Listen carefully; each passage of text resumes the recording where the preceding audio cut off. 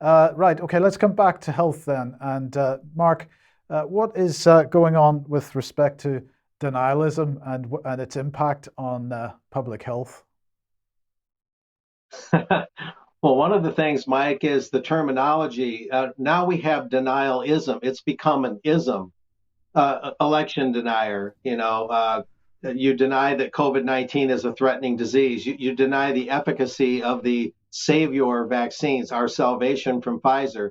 Um, Now the Hill, this Capitol Hill newspaper in D.C., um, has this headline: "Denialism is seeping into legislation and undermining public health." And I don't have all the details of the article right in front of me. There was enough to deal with the initial treaty draft for the pandemic treaty. But what this article was essentially about is that it's not just fringe members of society and alternative media people, you might say, that are doubting this whole juggernaut of COVID-19. Oh no, now it's state representatives, it's politicians at the state levels, and their denialism, not just assorted fringe individuals, but actually people elected to office, their denialism is seeping into legislation and undermining public health. And what the article seems to be getting at is that this will encourage more local and state autonomy on public health policy and medical choice within the U.S. And that tends to mitigate against the idea of creating a one-size-fits-all pandemic treaty. Like I described earlier, the development of the pandemic treaty points from the 49-point preamble that I read. It all points toward a consolidated one health, one world point of view, all allopathic medicine, nothing naturopathic, no alternative modalities. And so if denialism is seeping into legislation, therefore public policy, this is a threat to the whole regime for that treaty. So that's why that headline from the Hill was important. Um, there's some others that I picked up. I don't need to go into a lot of detail. This one is from CNN, everybody's favorite news agency in the US. Could you still have COVID-19 if you have symptoms but test negative? A medical analyst weighs in. Well, this is more of this other propaganda that's going on besides what I just read, where COVID is now uh, insinuated in everything. If you test positive and have no symptoms, you have COVID. If you test negative, but you have some sort of symptoms, sniffles, whatever, maybe a bit of a cough, well, you have COVID. And I've read a lot of articles lately where if you have heart issues, it could very well be COVID. And all sorts of other bodily problems, illnesses, infirmities. Uh, Everything is somehow, some way, directly and indirectly being connected with COVID. So that would tend to feed the treaty regime. You know, the idea that COVID could be anywhere or could somehow be connected to a massive variety of health problems. And yet, at the same time, moving on, uh, we're seeing some other headlines, and I'd like to get you guys' take on this. This next slide: the U.S. House passes a bill to end COVID vaccine requirement for foreign air travelers. And then let's move on to the next one after that. President Biden to end COVID-19 emergencies, but not until May 11th of this year, they're saying. And then the last slide, get this one.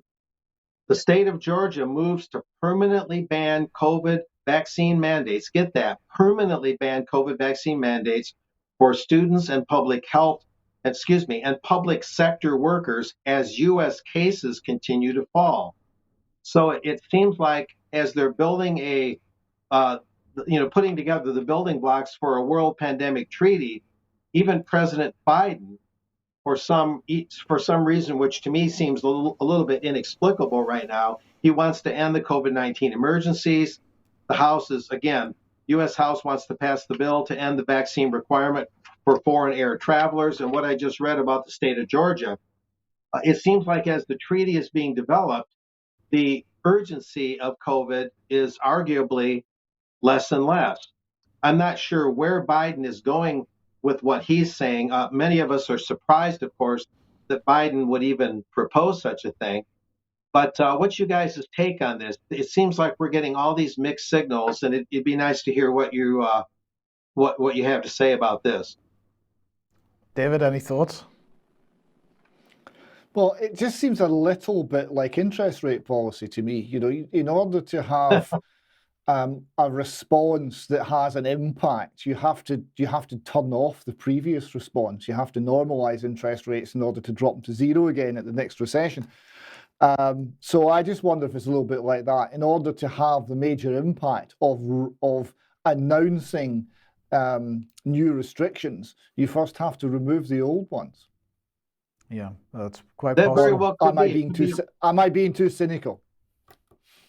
No, that crossed my mind. It could be a polarity thing. The need for a treaty and the impact of a new pandemic would be greater if the old narrative were toned way down. Although I think the state of Georgia's individual moves are a good thing.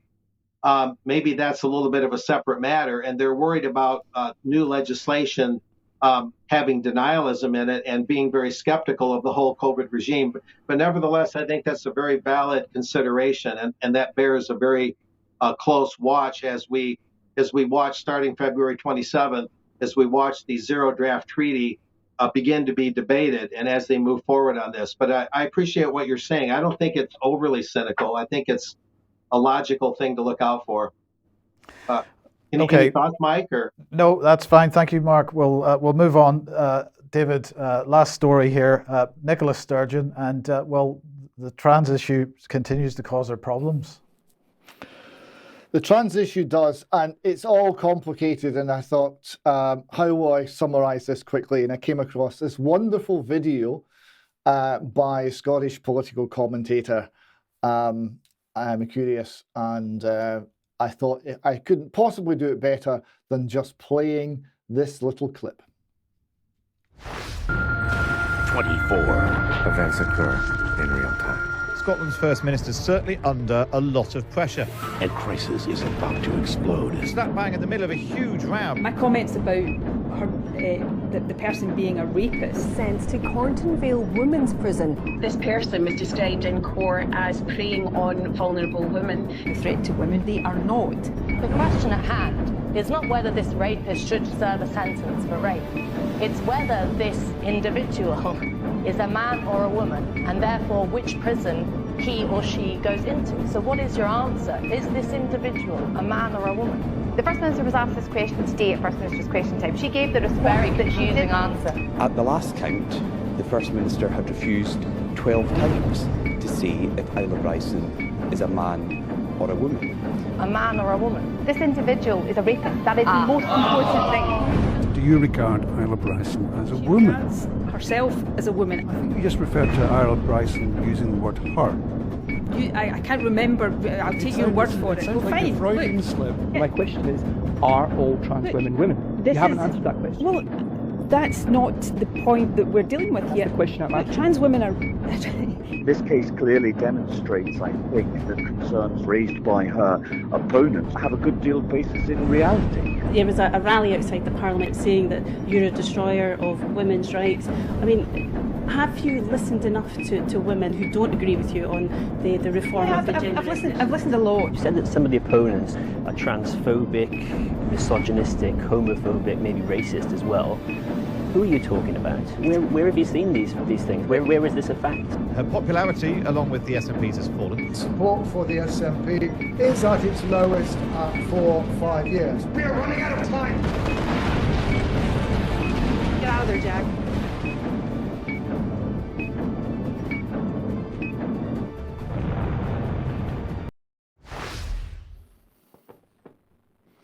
And that's what it's been like in Scotland. We've been introduced to the fact that there are now 3 genders in Scotland: man, woman, and rapist. And that what we have is a thing called Schrodinger's rapist. It could be a man, it could be a woman, but until Nicola Sturgeon actually examines the situation closely, which she's far too busy to do,